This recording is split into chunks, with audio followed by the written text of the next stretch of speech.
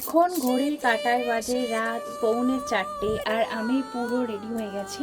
কারণ আমার বাড়ির সবাই আর আমি যাচ্ছি বড়মার কাছে গণ্ডি দিতে। আমি গণ্ডি দেবো আর আমার বাড়ির লোক সবাই পুজো দেবে, সেই কারণে আমার বর যাচ্ছে। আর এই নিয়ে সেকেন্ড টাইম বিয়ের পর আমি মায়ের কাছে পুজো দিতে যাচ্ছি। প্রায় অনেক দিন হয়ে গেছে, আগে ঘন ঘন যেতাম, আর বিয়ে হয়েছে বলে এখন মামাকে কম ডাকছে।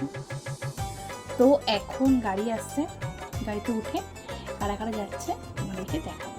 চলো, এখন আমাদের গাড়ি চলে এসেছে আর আমি কিন্তু গাড়িতে উঠে গেছি। এত হাওয়া এত হাওয়া, আমার চুলগুলো দেখো পুরো পাগল হয়ে গেছে।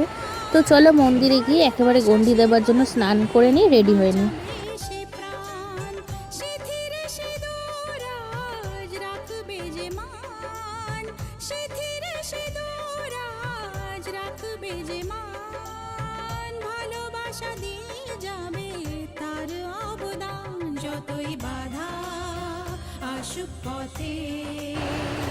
আমার গণ্ডি দেওয়া অলমোস্ট ডান। আমি চলে এসেছি মায়ের মন্দিরের সামনে।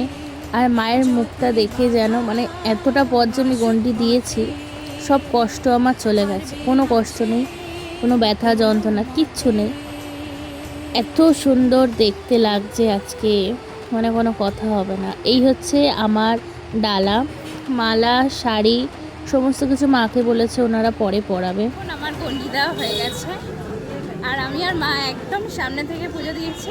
আর এখন গঙ্গায় যাচ্ছি, জাস্ট একটু ফ্রেশ হবো, দেন জামা কাপড় ছাড়বো, আবার আসবো এখানে। আর আজকে বারের সোমবার, আর আমি এতদিন ধরে সোমবার দিন আসি, এত ভিড় আমি কোনোদিন দেখিনি মায়ের মন্দিরে। সবাই খাওয়া দাওয়া করছে আর আমি বসে আছি, আমার ভাইও খায়নি।